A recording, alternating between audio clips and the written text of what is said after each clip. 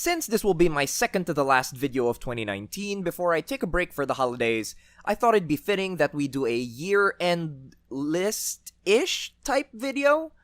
I watched a hell of a lot of wrestling in 2019, much more than I have in the last few years, and because of that, I'm not gonna be able to shine a light on all the great wrestling that I've enjoyed when I do my top 20 matches of the year video next year. So today we're gonna take a look at 10 really cool matches that might slip under the radar of most and that you can watch for free legally right now on YouTube.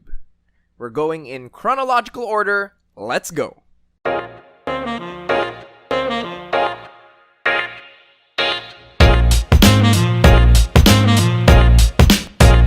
There is a strangely classic vibe about this match that I really enjoy. Kylie Ray's smiling and happy persona makes her the perfect babyface against wrestling royalty and general badass heel Tessa Blanchard. Then you have the stipulation, 2 out of 3 falls for a top championship. Yeah, if you had to boil down wrestling to its core principles, this match would be it.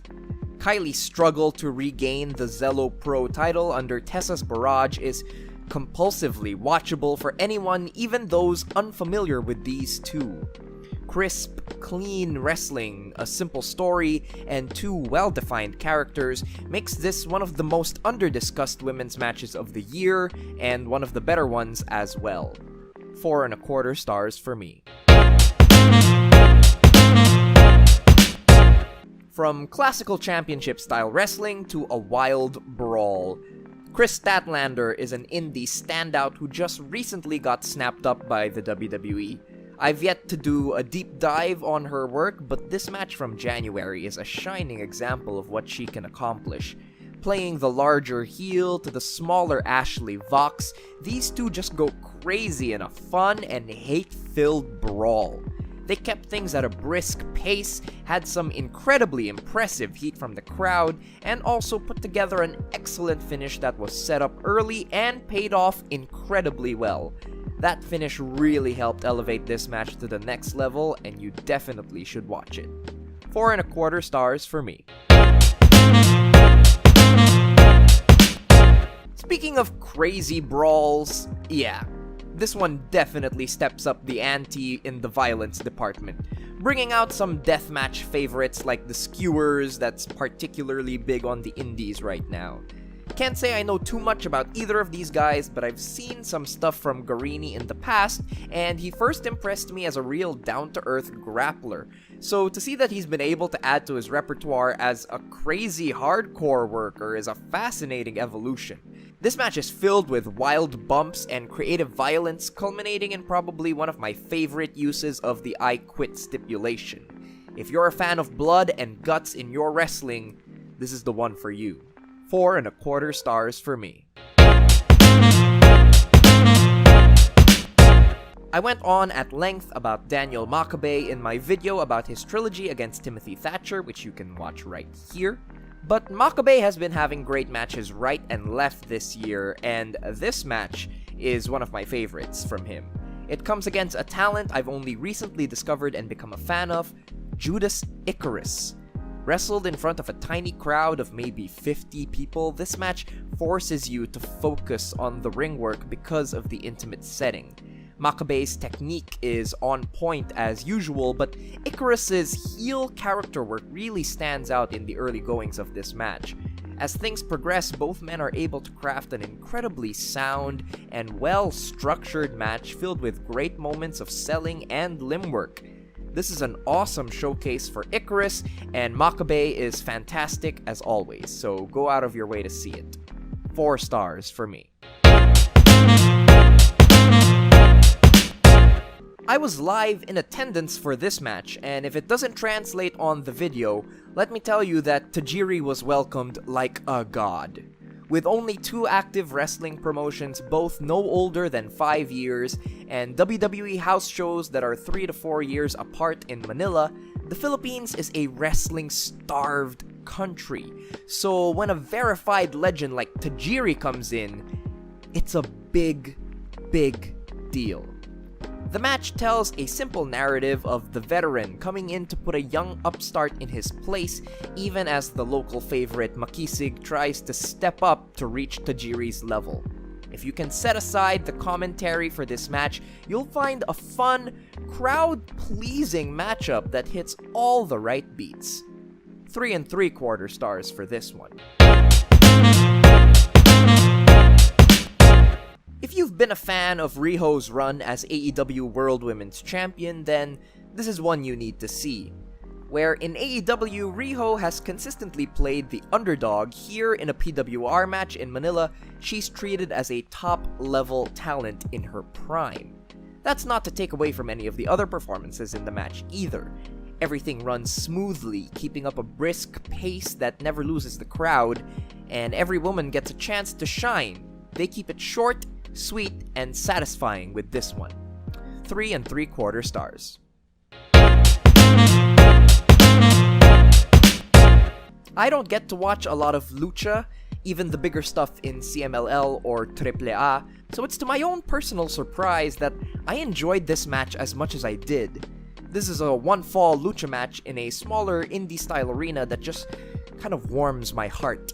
I have a real personal bias for smaller, grittier settings like this, and it helps amplify the action going on in the ring, as everything the two workers do just feels bigger. And Toxin and Dragon Bane definitely brought it with some fun technical exchanges to start, all building up to some fun brawling, great strike exchanges, and some spectacular dives. 4 1/4 stars for this Lucha Libre hidden gem. Of all the matches on this list, this is probably the least hidden. Despite their crash in popularity and prestige, Ring of Honor is still a promotion that most fans know about, and a major title match like this probably isn't a big secret to most. But considering their place in wrestling culture in the 2000s as compared to what it is now, this match feels like a shining piece of work from a company that's losing steam. Roosh is an absolute star in this match, and while Taven gets a lot of flack and I can't say that I'm really a fan, he works damn hard in here. Both men take some absolutely crazy bumps and really fill up a very tight championship match to its inevitable and satisfying conclusion. The celebration after the fact is worth seeing this on its own. It's a great moment from a company that's lost its way. 4 1/4 stars for this one.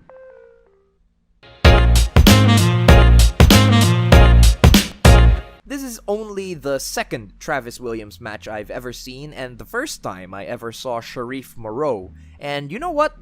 They really impressed. This is your standard heel and babyface indie championship match, nicely structured into your traditional shine, heat, comeback, finishing stretch formula.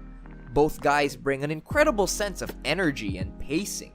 Everything looks clean and the excitement stays up, even as everything stays fairly standard in terms of indie wrestling fare. I gotta give credit to Travis Williams though for his awesome redirecting Tope Suicida.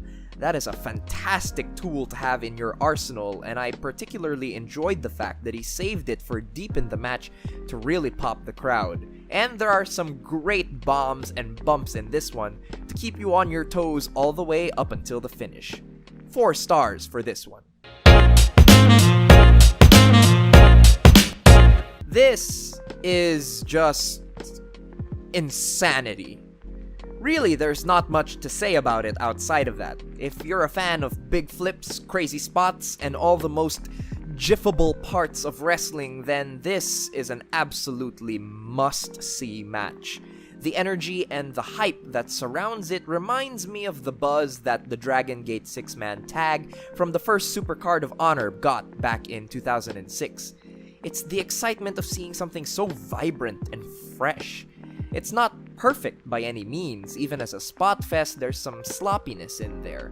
But the sheer volume and ambition of everything these 8 guys do is so captivating that it's no wonder that wrestlers like Cassius Ohno have gone out of their way to pimp this match out online. You get the sense that these 8 guys could all become something real special, given the right development and the time to grow. But even without that, no matter how their careers turn out, they definitely captured lightning in a bottle for this one night in Mexico. Essentially, the flips is good! 3 3/4 stars for this one. So there you have it, 10 different matches that have gone somewhat under the radar that are available for free online right now. All the links are in the description below, so be sure to check them out. If there's anything I take away from all these matches is that there is a lot of great wrestling in the world, and it's just waiting to be seen. My special thanks, by the way, to Parman for recommending a bunch of matches that are on this list. He also uploaded the ECCW footage, so check out his channel. I'll link that as well. There are a lot of hidden gems that you can find on there. If you guys know any other cool hidden gems from 2019, leave them in the comments below, or you can also hit me up on Twitter, that's @JosephWeirdness. If you guys want to support the channel, you enjoy what I do, and you want to help out, you can leave a tip or become a monthly subscriber on my Ko-fi page, that's kofi.com/Joseph Montecillo. Thank you all so much for watching. Don't forget to subscribe and hit the notification bell. You guys have been absolutely amazing. Thank you so much, and have a good one.